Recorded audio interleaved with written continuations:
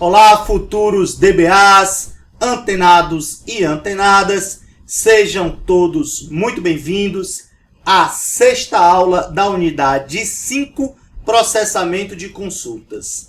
Na aula de hoje, nós vamos estudar a quarta fase do processamento de consultas, que é a execução do plano de execução, ou CAP. Vem com a gente que a aula de hoje tá massa. Beleza, então nós já passamos pela primeira fase do processamento de consultas, que foi o parsing. Depois nós discutimos a segunda fase, que foi a reescrita da consulta. Na aula passada nós discutimos a terceira fase do processamento de consultas, que foi a seleção do CAP. E hoje nós vamos discutir a quarta e última fase do processamento de consultas, que é a execução do CAP, ou do nosso plano de execução. Observe que a fase de execução do CAP, ou módulo aqui de execução do CAP, recebe como entrada o Carry Physical Plan, ou seja, o CAP. E retorna como saída o resultado da consulta, ou seja, as tuplas que correspondem à consulta escrita pelo usuário em uma linguagem de alto nível como SQL, por exemplo. Ok, vamos ver mais detalhes então desta fase, que é a fase de execução do CAP. Então, a fase de execução do CAP, ela tem como entrada o Carry Physical Execution Plan, que nós chamamos de CAP, e a saída é o resultado da consulta, ou seja, as tuplas que correspondem à consulta que foi enviada pelo usuário. Beleza, então qual é o objetivo desta fase? Executar o CAP e assim obter o resultado da consulta. Ok, então a entrada aqui, ó, o Carry Physical Execution Plan, e a saída, o conjunto das tuplas que correspondem à consulta enviada ou escrita pelo usuário. Beleza. Bom, a estratégia básica utilizada para a execução do CAP consiste em ler o CAP de baixo para cima, e para cada operação encontrada, nós vamos executar a operação e em seguida materializar o resultado desta operação em tabelas temporárias. Então, dado esse CAP aqui que nós podemos observar na figura, eu tenho aqui, ó, na base do meu grafo, empregado e departamento, duas relações, duas tabelas. A primeira operação executada sobre empregado é a seleção de salário maior do que 8.000. Para executar essa operação de seleção, nós vamos utilizar um table scan. Ok. Beleza, então o resultado dessa operação de seleção será materializado em uma tabela temporária. Ok, a primeira operação sobre departamento é uma seleção também, cuja condição de seleção é nome underline dep igual a DC. Para executar essa operação de seleção, nós vamos utilizar um table scan. O resultado dessa operação de seleção vai ser armazenada em uma tabela temporária. Em seguida, ó, sobre a primeira tabela temporária, resultante da operação de seleção em empregado, nós vamos executar uma operação de projeção. Da mesma forma, sobre a tabela temporária gerada pela operação de seleção executada aqui sobre a tabela departamento, será executado essa operação de projeção. Ok, essas duas operações de projeção, cada uma delas vai gerar uma tabela temporária. Utilizando essas duas tabelas temporárias, nós vamos executar uma operação de junção, utilizando para isso um Nested Loop Join, que é um algoritmo de junção.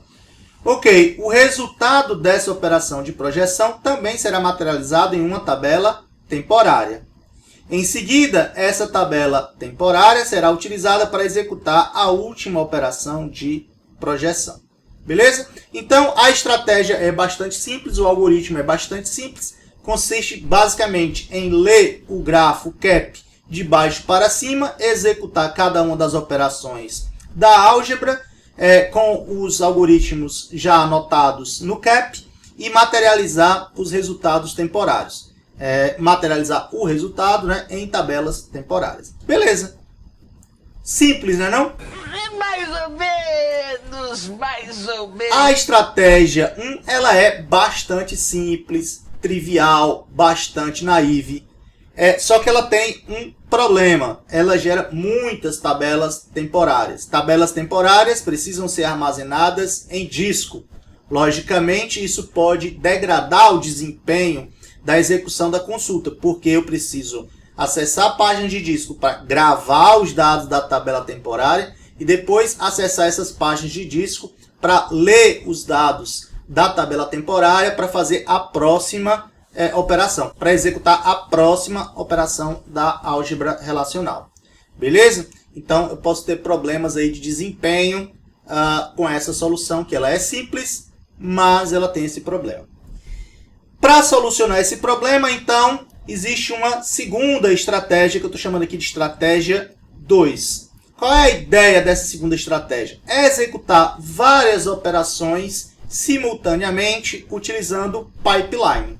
Ou seja, tentar utilizar o resultado de uma operação já como entrada para a execução de uma outra operação, evitando assim que os dados intermediários, né, sejam materializados em disco, sejam materializados em tabelas temporárias. Para que isso seja possível, nós precisamos de operadores que sigam essa estratégia non-stop and go. Beleza? Aqui um exemplo de um plano de execução, de um CAP, que pode ser executado utilizando uma estratégia baseada em pipeline. Então, por exemplo, aqui eu tenho tabela empregado e departamento na base do meu grafo, do meu CAP. Sobre a tabela empregado, eu vou executar uma operação de seleção, que tem como condição de seleção salário maior que 8.000. Para isso, eu posso usar um table scan, tá? Mas para que eu não precise materializar esse resultado em uma tabela temporária, eu já vou ordenar o resultado dessa seleção utilizando CODEDEP, ou seja, por CODEDEP. Imagine que eu tenho um índice definido sobre esse atributo nome DEP em departamento. Então, eu posso usar um index seek.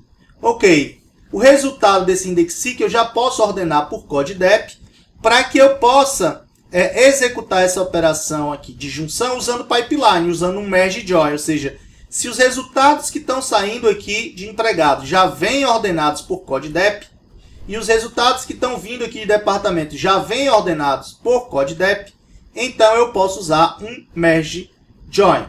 E não preciso materializar o resultado dessas operações intermediárias em tabelas temporárias. Beleza? Logicamente, isso vai trazer um ganho de desempenho.